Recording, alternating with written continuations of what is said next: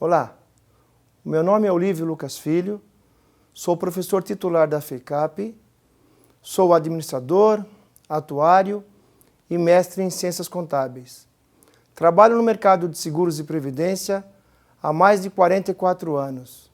Hoje eu vou falar sobre previdência. Primeiro sobre a previdência social, sobre os problemas da previdência social.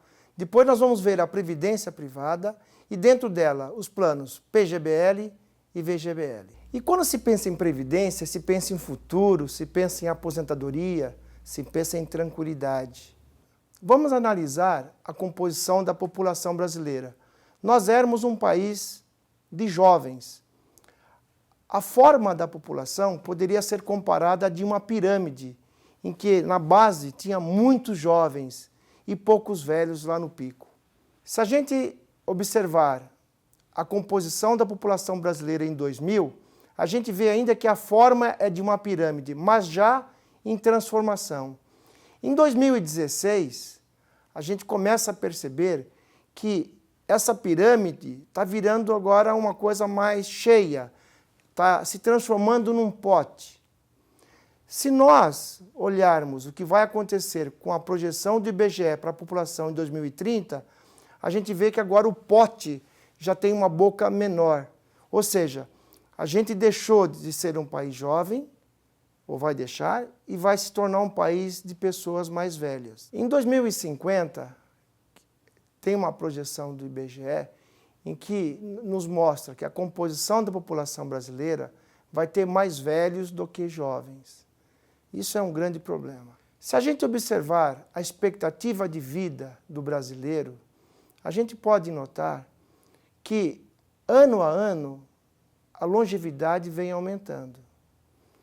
Evidentemente que isso é bom, as pessoas já não morrem cedo, mas para a previdência social é um problema, já que ela tem que pagar benefícios durante mais tempo. Hoje em dia, para você ter ideia, 12% dos brasileiros têm mais de 65 anos de idade. 12%. 8% em idade ativa para cada um inativo. Em 2030, olha, nós não estamos distante de 2030, nós teremos 22% da população brasileira formada por idosos, ou seja, pessoas acima de 65 anos. Em 2040, a população brasileira vai ter 1/3 das pessoas com mais de 65 anos. E vejam, quando a gente fala de 2040, parece que está muito distante, mas não está, está aí logo, principalmente se você for jovem.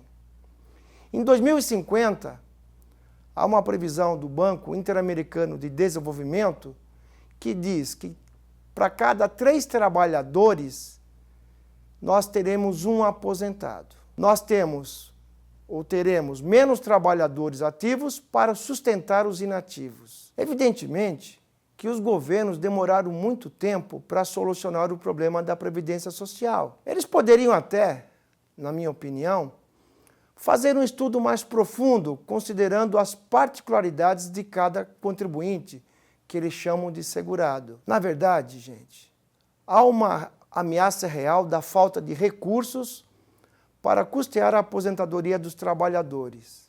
Isso quer dizer o seguinte: se nada for feito agora, ninguém vai receber aposentadoria no futuro. Falamos agora do problema da previdência social. Agora, pense em você um pouco quando você tiver 65 anos ou mais. Pense nas suas despesas, pense na sua vida lá na frente. Falamos dos problemas da previdência social. Agora, quais serão os problemas de quem vai receber o benefício? O benefício, como nós já falamos, ele vem caindo ao longo do tempo e deve ficar menor ainda com a reforma da previdência social. E quais são os problemas de quem vai receber o benefício? A gente falou da previdência social, do problema que ela tem em pagar os benefícios por conta da diminuição de pessoas jovens, aumento das pessoas com idade e também por causa da longevidade. Agora, quais são os problemas de quem vai receber o benefício? A gente sabe que o benefício vem caindo ao longo do tempo e deve ficar menor ainda com a reforma da Previdência Social. O problema é que as regras são alteradas durante o jogo. Pela nova PEC, proposta de emenda constitucional, para requerer aposentadoria, a pessoa terá que ter no mínimo 65 anos e contribuído para a Previdência Social por pelo menos 25 anos. A gente já vê que aí tem um problema muito grande. Na reforma, até o cálculo da média dos salários fará com que o benefício seja menor.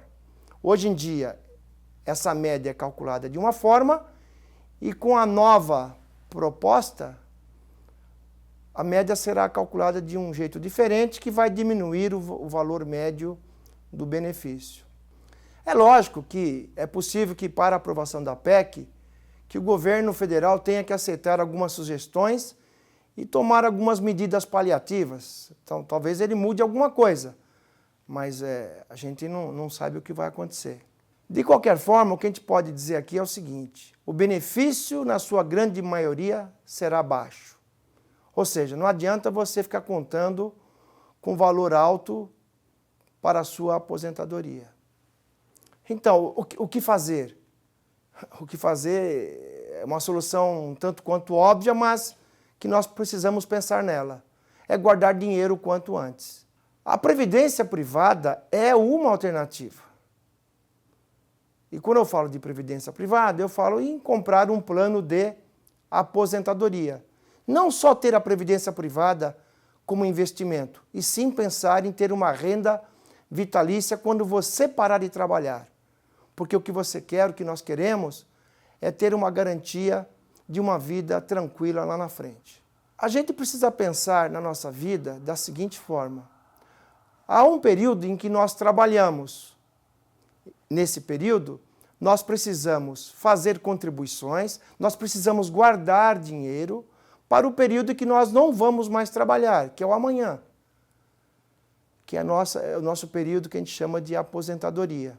Em termos de previdência privada, tem dois planos diferentes no mercado, que eu vou explicar depois. Um deles é chamado de PGBL, Plano Gerador de Benefício Livre. O outro é VGBL, Vida Gerador de Benefício Livre. O que você precisa tomar cuidado logo numa compra é sobre a taxa de carregamento. O que é essa taxa de carregamento? Algumas entidades cobram um percentual sobre o valor que você vai depositar.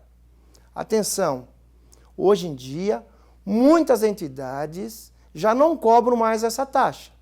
Então, procure uma entidade que não cobra nada. Uma outra taxa que eles cobram é sobre a administração do fundo. Isso é chamado de taxa de administração. Tente procurar por planos que cobrem menos do que 1% ao ano. Também tem esses planos no mercado. Tome cuidado quando você for comprar um plano de previdência privada sobre simulações, porque às vezes você pede para simularem, olha, se eu depositar tanto por mês, quanto é que eu vou receber lá no futuro? Ou vice-versa. Para eu receber tanto lá no futuro, quanto que eu tenho que pagar por mês? Porque muitas vezes, algumas pessoas acabam utilizando taxas de juros elevadas, mais do que deveriam. Então, eu acho que nessa hora você deve procurar alguém da sua extrema confiança para saber se tudo está correto, se você não está sendo iludido. A previdência privada, ela nos dá uma conscientização. Uma delas é a disciplina de guardar dinheiro. Porque se você vai colocando dinheiro todo mês, mas não é obrigado a fazer isso, você acaba tendo uma disciplina. E o importante é sempre poupar. Não importa o valor. Evidentemente, quanto antes, o melhor. Se você é bem jovem, melhor ainda, você vai ter mais tempo para se preparar para o futuro. A previdência privada também, se bem planejada, ela nos traz um benefício fiscal. Vou explicar daqui a pouco. Ou seja, a gente pode economizar com o imposto de renda e também com o imposto sobre os próprios valores a serem resgatados no futuro. A previdência privada também nos permite fazer um planejamento sucessório. Se você tiver dinheiro, por exemplo, em um banco, numa aplicação normal, se você falecer, as custas advocatícias mais imposto de transmissão vão atingir mais ou menos 20% do valor que você tinha. Na previdência privada, se a pessoa falecer, enquanto está fazendo lá os depósitos, o dinheiro que está no fundo vai para os beneficiários, não tem imposto de transmissão, você não precisa de advogado, não há inventário, gente. Então, é uma vantagem muito grande da previdência privada.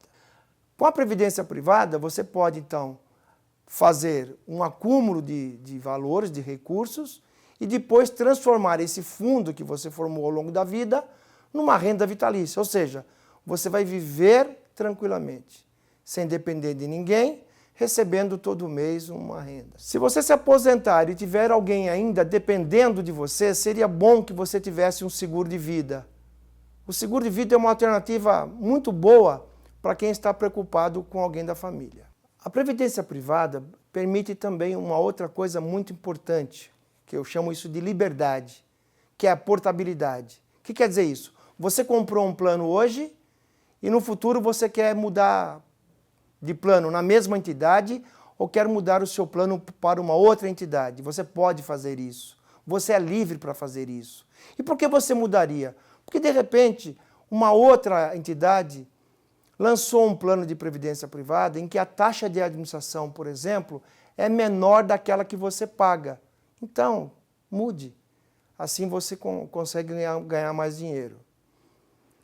A escolha mais adequada do tipo de renda, né, porque quando você compra um plano de previdência, eles perguntam para você que tipo de renda você quer. Renda vitalícia reversível para o cônjuge, renda vitalícia reversível para filhos menores de 24 anos.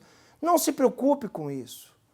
Escolha um plano, por exemplo, uma renda vitalícia, mas 2 meses antes de chegar a data da sua aposentadoria, você poderá escolher o que melhor lhe convier. Como a aposentadoria está distante, é melhor deixar para escolher naquela ocasião. A gente não sabe como vai estar a nossa vida lá na frente, mas é possível então que você escolha o tipo de renda 2 meses antes de se aposentar. Muita gente fala assim, eu prefiro administrar o meu dinheiro, eu prefiro aplicar, eu prefiro ir administrando. A gente sabe que fazer isso quando você é jovem é uma coisa, né? Mas quando a pessoa vai ficando mais velha, de repente alguns problemas de saúde vão atrapalhar toda essa administração, toda essa gestão. Na previdência privada você tem o dinheiro lá todinho aplicado, você vai ter o benefício mensal, ninguém vai poder torrar o seu dinheiro. É muito melhor ter uma empresa administrando. Vamos falar um pouquinho sobre os 2 tipos de previdência privada.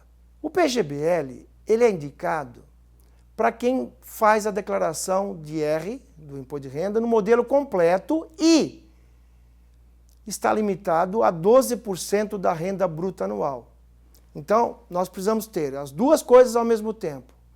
A pessoa precisa fazer a declaração no modelo completo e também os valores depositados ao longo do ano têm que estar dentro do limite de 12% da renda bruta anual. Por quê? O PGBL permite um desconto do imposto de renda. Então, se você usar bem esse desconto, essa economia que você vai ter, ou deixar de pagar, ou ter devolução do imposto de renda, isso ao longo do tempo é relevante. Já o VGBL é indicado para quem declara no modelo simplificado do imposto de renda, ou para quem faz contribuições maiores do que 12% da renda bruta anual. Ele também é indicado para quem tem investimentos, por exemplo, e quer transferir para a previdência privada, até pensando no planejamento sucessório. Nós temos 2 tipos de tributação, tanto para o PGBL quanto para o VGBL. Na tributação progressiva, nós temos como alíquota a mesma alíquota que é aplicada sobre o salário. Só que algumas pessoas pensam que se fizerem resgates pequenos, vão ficar dentro daquelas que são menores. Mas isso não é verdade, porque quando a pessoa faz a declaração anual, ela precisa somar outros rendimentos. A própria pensão, a própria renda do INSS é uma receita anual. Então, quando você soma, por exemplo, o benefício do INSS Com o resgate que você vai ter da Previdência Social, do VGBL, por exemplo, do PGBL, essas coisas vão se somar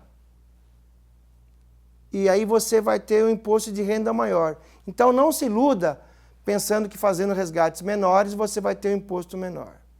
Quem escolheu essa tributação progressiva pode mudar para regressiva. Quem escolher a tributação regressiva, essa tributação ela é muito boa para quem vai deixar o dinheiro a partir de 4 anos. Se vocês olharem no gráfico, até 4 anos a gente empata mais ou menos com a progressiva.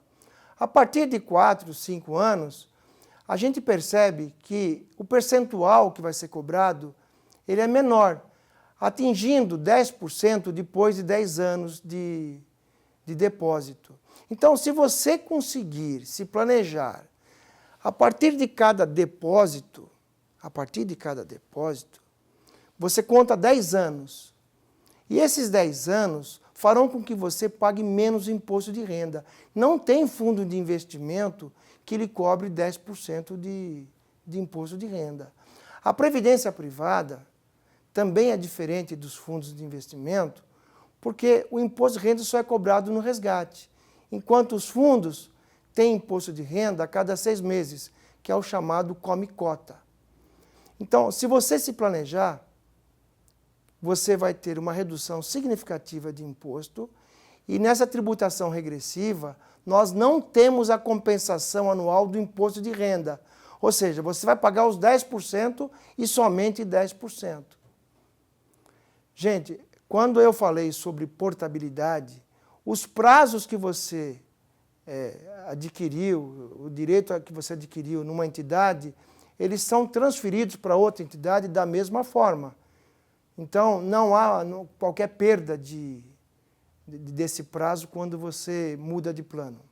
Quem escolheu a tributação regressiva não pode mudar para a progressiva. Eu sempre aconselho a escolher a tributação regressiva, desde que você pense em deixar o dinheiro por pelo menos 4 anos. E esse é o objetivo da Previdência Privada. Então é isso, gente. Eu espero que esse vídeo tenha ajudado você em alguma coisa. Peça ajuda a uma pessoa de sua confiança para escolher um bom plano de previdência privada. A curto e longo prazos, esses planos são bons. Não esqueça de verificar aquela taxa de carregamento, a taxa de administração, né? Você pode realmente ter um bom plano para o seu futuro, uma renda vitalícia. Muito obrigado, seja feliz. FECAP, inovação e excelência desde 1902.